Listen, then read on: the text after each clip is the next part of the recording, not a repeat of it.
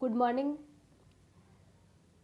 વાણિજ્ય વ્યવસ્થા અને સંચાલન વિષયમાં આપણે માહિતી સંચાર, ઈ કોમર્સ અને આઉટસોર્સિંગ એ પ્રકરણ ભણી રહ્યા છીએ, જેમાં આપણે છેલ્લે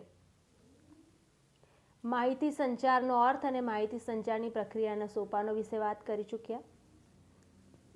ત્યારબાદ આપણે વાત કરીએ ઇન્ટરનેટ વિશે. ઇન્ટરનેટ એ ઇન્ટરકનેક્શન અને નેટવર્ક એ બે શબ્દો પરથી આવ્યો છે. ઇન્ટરનેટ એ શબ્દ ઇન્ટરકનેક્શન અને નેટવર્ક એના પરથી આવ્યો છે. ઇન્ટરનેટનો અર્થ ઇન્ટર એટલે આંતર અને નેટ એટલે જાળું. આમ ઇન્ટરનેટ એટલે આંતરજાળું. એક માર્કમાં પૂછાય તમારે ઇન્ટરનેટ એટલે શું? તો કે ઇન્ટર એટલે આંતર અને નેટ એટલે જાળું. ઇન્ટરનેટ એટલે આંતરિક જાળું. ઇન્ટરનેટ એ વિશ્વની સૌથી મોટી કમ્પ્યુટર સંચાલિત સિસ્ટમ છે, જેના બીજા નામો જેવા કે the net, information super highway, cyber space વગેરે છે. આ પણ તમારા માટે અગત્યનું છે કે ઇન્ટરનેટના બીજા નામ શું છે? તો કે બીજા નામ છે the net, information super highway, cyber space વગેરે. ત્યારબાદ કમ્પ્યુટર્સના જૂથને માહિતી અને સંસાધનોના સહિયારા ઉપયોગના હેતુસર એકબીજા સાથે જોડવામાં આવે તો તેને નેટવર્ક કહેવાય. નેટવર્ક એટલે શું? તો કે કમ્પ્યુટર્સના જૂથને માહિતી અને સંસાધનોના સહિયારા ઉપયોગના હેતુસર કમ્પ્યુટરનું જે જૂથ છે એને માહિતી અને સંસાધનોના જે ઉપયોગ છે, સહિયારો ઉપયોગ તમે કરી શકો તે હેતુથી એકબીજા સાથે જોડવામાં આવે છે તો તેને નેટવર્ક કહેવાશે. આ માટે તે હાર્ડવેર અને સોફ્ટવેરથી જોડાયેલા હોવા જોઈએ.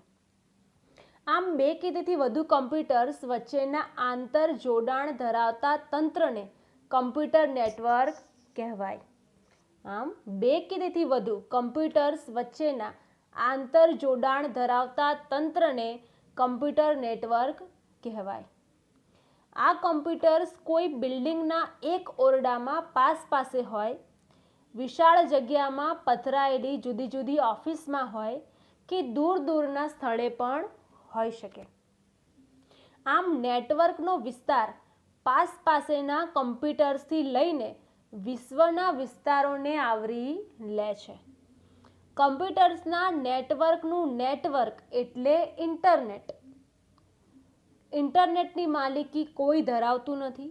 કેટલીક એવી સંસ્થાઓ છે કે જે નેટવર્કના વિવિધ ભાગના વ્યવસ્થાપનમાં મદદ કરે છે. ફરીથી વિદ્યાર્થી મિત્રો, કમ્પ્યુટર્સના નેટવર્કનું નેટવર્ક એટલે ઇન્ટરનેટ. ઇન્ટરનેટની માલિકી કોઈ ધરાવતું નથી. કેટલીક એવી સંસ્થાઓ છે કે જે નેટવર્કના વિવિધ ભાગના વ્યવસ્થાપનમાં મદદરૂપ થાય છે. કમ્પ્યુટર નેટવર્કના મુખ્ય 4 પ્રકારો છે, જેમાં પહેલું છે લેન, બીજું છે કેન, ત્રીજું છે મેન અને ચોથું છે વેન. આપણે એને ડિટેલમાં જોઈએ. હવે પહેલું છે લેન, લોકલ એરિયા નેટવર્ક. એટલે કે એક નિશ્ચિત સ્થળ પરના કમ્પ્યુટર્સ એકબીજા સાથે વાયરથી કે વાયર વગર જોડાયેલા હોય છે. લોકલ એરિયા નેટવર્ક લેન એટલે શું? તો કે એક નિશ્ચિત સ્થળ પરના કમ્પ્યુટર્સ એકબીજા સાથે વાયરથી કે વાયર વગર જોડાયેલ હોય છે. ત્યારબાદ એનો બીજો પ્રકાર છે કેન, કેમ્પસ એરિયા નેટવર્ક. હવે આ કેન એટલે શું? તો કે એક કેમ્પસ પરના કમ્પ્યુટર્સ એકબીજા સાથે જોડાયેલ હોય છે. એક કેમ્પસ પરના કમ્પ્યુટર્સ એકબીજા સાથે જોડાયેલા હોય છે. તો ત્રીજો પ્રકાર છે મેન, મેટ્રોપોલિટેશન એરિયા નેટવર્ક. મેન એટલે શું? તો કે મેન એટલે એક શહેરના કમ્પ્યુટર્સ એકબીજા સાથે જોડાયેલા હોય છે. અને ચોથું છે વેન, વાઇડ એરિયા નેટવર્ક. વેન એટલે શું? કે કોઈ એક જ ભૌતિક સીમા ન હોય તે રીતે વૈશ્વિક રીતે કમ્પ્યુટર્સ એકબીજા સાથે જોડાયેલા હોય છે. આ જુદા જુદા પ્રકારના નેટવર્કને ઇન્ટરનેટ કહેવાય. ફરીથી વિદ્યાર્થી મિત્રો, લેન એટલે કે કોઈ એક નિશ્ચિત સ્થળ પરના કોમ્પ્યુટર્સ એકબીજા સાથે વાયરથી કે વાયર વગર જોડાયેલા રહેશે. નો બીજો પ્રકાર છે કેન એટલે કે કોઈ એક કેમ્પસ પરના કોમ્પ્યુટર્સ એકબીજા સાથે જોડાયેલા રહેશે. ત્યારબાદ આવે છે મેન. મેન એટલે કે કોઈ એક શહેરના કોમ્પ્યુટર્સ એકબીજા સાથે જોડાયેલા હોય છે. ને ચોથું છે વેન એટલે કે કોઈ જ ભૌતિક સીમા ન હોય, તેઓ વૈશ્વિક રીતે એકબીજા સાથે જોડાયેલા હોય છે. અને આવા જુદા જુદા પ્રકારના નેટવર્કને આપણે ઇન્ટરનેટ તરીકે ઓળખીએ છીએ. વાઇડ એરિયા નેટવર્કને બે ભાગમાં વહેંચવામાં આવે છે. એક છે એન્ટરપ્રાઇઝ વેન અને બીજું છે ગ્લોબલ વેન. વેનના બે પ્રકાર છે, એન્ટરપ્રાઇઝ વેન અને ગ્લોબલ વેન. પહેલું જોઈએ આપણે એન્ટરપ્રાઇઝ વેન. એક જ મોટી સંસ્થાના વિશાળ રીતે પથરાયેલા કોમ્પ્યુટર્સનું નેટવર્ક, જે વિવિધ સ્થળોના સ્થિર કોમ્પ્યુટર્સના નેટવર્કનું નેટવર્ક છે, જે સંસ્થા માટે ઊભું કરવામાં આવેલું નેટવર્ક છે. એન્ટરપ્રાઇઝ વેન એટલે શું? કોઈ એક જ સંસ્થા હોય અને એ સંસ્થાના વિશાળ રીતે પથરાયેલા કોમ્પ્યુટર, એક જ સંસ્થાના ઘણા બધા કોમ્પ્યુટર્સનું નેટવર્ક એટલે એન્ટરપ્રાઇઝ વેન, જે વિવિધ સ્થળોના સ્થિર કોમ્પ્યુટર્સના નેટવર્કનું નેટવર્ક છે, જે સંસ્થા માટે ઊભું કરવામાં આવેલું નેટવર્ક છે. કોઈ ચોક્કસ સંસ્થા કામ કરતી હોય તો એના માટે જે નેટવર્ક ઊભું કરવામાં આવ્યું હોય એને આપણે એન્ટરપ્રાઇઝ વેન તરીકે ઓળખીશું. એન્ટરપ્રાઇઝ વેનને આપણે ઇન્ટ્રાનેટ તરીકે પણ ઓળખી શકીએ. એક માર્ક માટે તમારે અગત્યનું કે એન્ટરપ્રાઇઝ વેનને બીજા કયા નામે ઓળખવામાં આવે છે, તો કે ઇન્ટ્રાનેટ. ઉદાહરણ તરીકે ભારતીય રેલવે એ સમગ્ર દેશમાં તેમની કચેરીઓના કોમ્પ્યુટર્સને આ રીતે જોડે છે. ભારતમાં જે ભારતીય રેલવે છે, જે એક સંસ્થા છે, એ સમગ્ર દેશમાં જેટલી પણ કચેરી છે, જેટલી પણ ઓફિસ છે, બધા જ કોમ્પ્યુટર્સે એકબીજા સાથે જોડે છે. તો આ ભારતની સમગ્ર રેલવેના બધા જ કોમ્પ્યુટર્સને એકબીજા સાથે જોડતું નેટવર્ક એટલે એન્ટરપ્રાઇઝ વેન અથવા તો ઇન્ટ્રાનેટ. આ છે વેનનો પહેલો પ્રકાર. ત્યારબાદ છે ગ્લોબલ વેન, એનો બીજો પ્રકાર. આ વિશાળ નેટવર્ક છે. આ નેટવર્કને ભૌગોલિક સીમાઓ નથી. તે વિવિધ દેશો અને ખંડો સુધી ફેલાયેલું હોય છે. તે અલગ અલગ સંસ્થાઓના નેટવર્કનું સામૂહિક નેટવર્ક છે. તેને WWW વર્લ્ડ વાઇડ વેબ તરીકે પણ આપણે ઓળખીએ છીએ. ગ્લોબલ વેન એટલે શું? WWW world wide web. આ એક વિશાળ નેટવર્ક છે જેને કોઈ ભૌગોલિક સીમાઓ હોતી નથી. તે વિવિધ દેશો અને ખંડો સુધી પથરાયેલું હોય છે, ફેલાયેલું હોય છે, અને તે અલગ અલગ સંસ્થાઓનું એક જ નેટવર્ક છે, જે સામૂહિક નેટવર્ક છે.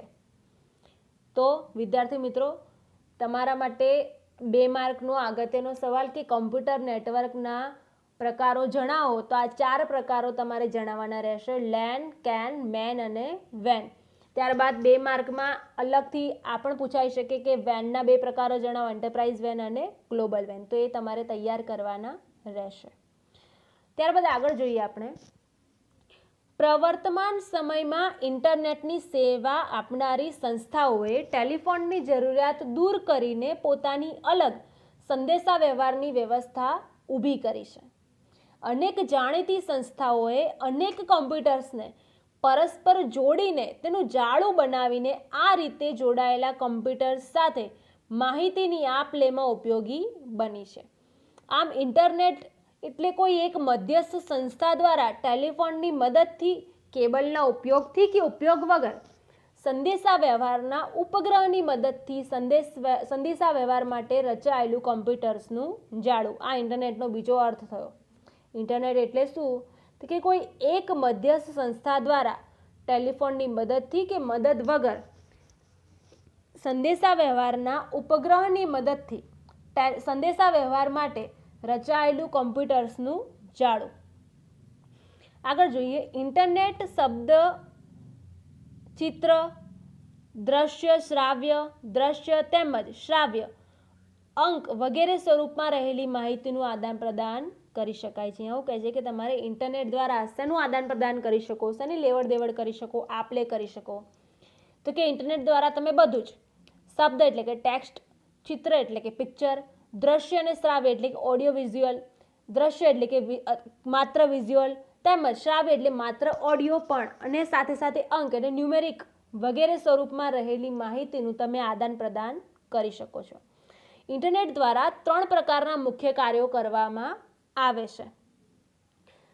તમારે આ સવાલ પણ અગત્યનો છે કે ઇન્ટરનેટના મુખ્ય કાર્યો જણાવો, અથવા તો ઇન્ટરનેટના મુખ્ય 3 પ્રકારોના કાર્યો જણાવો. તો તમારે આ સવાલ લખવાનો રહેશે, જેના 3 ભાગ છે. પહેલું છે અન્ય વ્યક્તિઓ સાથે સંપર્ક, માહિતીની પ્રાપ્તિ અને અન્ય કમ્પ્યુટર સિસ્ટમ સાથે જોડાણ. તો આ સવાલ પણ તમારા માટે અગત્યનો છે. ઇન્ટરનેટના મુખ્ય કાર્યો જણાવો. એમાં પહેલું છે અન્ય વ્યક્તિઓ સાથે સંપર્ક. ઇન્ટરનેટ દ્વારા આપણે ઈમેલની મદદથી વિશ્વમાં કોઈ પણ સ્થળે રહેલી વ્યક્તિ સાથે ઝડપથી અને સરળતાથી સંદેશાની આપ-લે કરી શકીએ છીએ. ઇન્ટરનેટ દ્વારા વિશ્વભરમાં રહેલા ઉપભોક્તાઓ સાથે એક જ રૂમમાં બેઠા હોય તે રીતે વાતો કરી શકાય છે. અહીંયા એવું કહે છે કે ઇન્ટરનેટ દ્વારા તમે ઈમેલની મદદથી વિશ્વના કોઈ પણ સ્થળે કોઈ પણ ખૂણે રહેલી વ્યક્તિ હોય એની સાથે તમે ખૂબ જ ઝડપથી અને સરળતાથી સંદેશાની આપ-લે કરી શકો છો, વાતચીત કરી શકો છો. ઇન્ટરનેટ દ્વારા વિશ્વભરમાં રહેલા ઉપભોક્તાઓ એટલે કે ગ્રાહકો સાથે એક જ રૂમમાં બેઠા હોય તે રીતે પણ વાતો કરી શકાય છે. તમે ઓનલાઈન અભ્યાસ જે કરો છો એ આ જ રીતે કરવામાં આવે છે ઇન્ટરનેટની મદદથી. ત્યારબાદ છે માહિતીની પ્રાપ્તિ. આ એનું બીજું કાર્ય છે. એમાં એવું છે કે ઇન્ટરનેટ દ્વારા વિશ્વભરના કમ્પ્યુટર્સનું નેટવર્કથી જોડાણ થાય છે. આથી કોઈ પણ ક્ષેત્રની કોઈ પણ વિષયની માહિતી આપણે સરળતાથી અને ઝડપથી પ્રાપ્ત કરી શકીએ છીએ. અહીંયા એવું કહે છે કે ઇન્ટરનેટ દ્વારા તમે કોઈ પણ માહિતી હોય કોઈ પણ ક્ષેત્રની કોઈ પણ વિષયને લગતી, તો એ માહિતી માત્ર ટાઈપ કરતાની સાથે તમે ઇન્ટરનેટ દ્વારા સરળતાથી અને ઝડપથી પ્રાપ્ત કરી શકો છો. આ છે ઇન્ટરનેટનું બીજું મુખ્ય કાર્ય. ત્યારબાદ એનું ત્રીજું મુખ્ય કાર્ય છે અન્ય કમ્પ્યુટર સિસ્ટમ સાથે જોડાણ. એમાં આવું છે કે ઇન્ટરનેટના પ્રસારણ માધ્યમનો ઉપયોગ કરીને અન્ય કમ્પ્યુટર સિસ્ટમની સાથે સીધું જ જોડાણ મેળવી શકાય છે.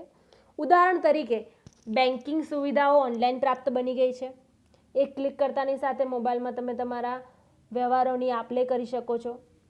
ત્યારબાદ છે રેલવેની ટિકિટ કોઈ પણ સ્થળેથી મેળવી શકાય છે. તમે રેલવે ટિકિટનું બુકિંગ કોઈ પણ સ્થળેથી ઓનલાઈન કરી શકો છો અને એની પ્રિન્ટ પણ કઢાવી શકો છો. ત્યારબાદ છે ગુજરાત માધ્યમિક અને ઉચ્ચતર માધ્યમિક શિક્ષણ બોર્ડ દ્વારા લેવાતી પરીક્ષાઓમાં પરીક્ષા કેન્દ્રનું નિરીક્ષણ કાર્ય જે પણ ઇન્ટરનેટની મદદથી થઈ શકે છે. તો આ વાત થઈ અન્ય કમ્પ્યુટર સિસ્ટમ સાથે જોડાણ. ઇન્ટરનેટના આ મુખ્ય 3 કાર્યો છે. પહેલું કાર્ય છે અન્ય વ્યક્તિઓ સાથે સંપર્ક, ત્યારબાદ બીજું કાર્ય છે માહિતીની પ્રાપ્તિ અને ત્રીજું કાર્ય છે અન્ય કમ્પ્યુટર સિસ્ટમ સાથે જોડાણ. અન્ય કમ્પ્યુટર સિસ્ટમ સાથે જોડાણના ઉદાહરણો પણ આપણે જોયા. પહેલી વાત કરી બેન્કિંગની, ત્યારબાદ વાત કરી રેલવેની અને ત્રીજું બોર્ડ એક્ઝામ જે તમારી લેવાય છે એમાં ઇન્ટરનેટની મદદથી તમારી પરીક્ષાઓનું મોનિટરિંગ થતું હોય છે. તો આ છે ઇન્ટરનેટના મુખ્ય 3 કાર્યો કે જે તમારી એક્ઝામ માટે અગત્યના છે. ત્યારબાદ આપ્યું છે ઇન્ટરનેટ ઉપર માહિતીની શોધ. ઇન્ટરનેટ ઉપર જરૂરી માહિતી સરળતાથી મળી શકે છે. આ માહિતી શોધવા માટે પ્રક્રિયાના સોપાનો નીચે મુજબ છે. એમાં પહેલું સોપાન છે બ્રાઉઝરની પસંદગી.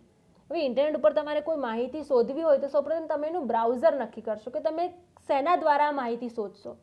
ઇન્ટરનેટ ઉપર એન્ટર થયા પછી કોઈ પણ ઇન્ટરનેટ બ્રાઉઝર ખોલું, દાખલા તરીકે ફાયરફોક્સ, જે તમને અહીંયા ચિત્રમાં પણ આપવામાં આવ્યું છે. ફાયરફોક્સ પસંદ કરશો. ત્યારબાદ તમે બીજું સોપાન એટલે કે સર્ચ એન્જિન પસંદ કરશો. બ્રાઉઝરમાં સર્ચ બાર ઉપર સર્ચ એન્જિનની વેબસાઇટનું નામ લખવાથી જે તે સર્ચ એન્જિનનું હોમ પેજ ખુલશે. દાખલા તરીકે તમારે ગૂગલ પર જઈને સર્ચ કરવું છે તો તમે ગૂગલ સર્ચ એન્જિનનું ઇન્ડિયા હોમ પેજ ખોલશો એટલે તમને આ પ્રકારનું ચિત્ર જોવા મળશે.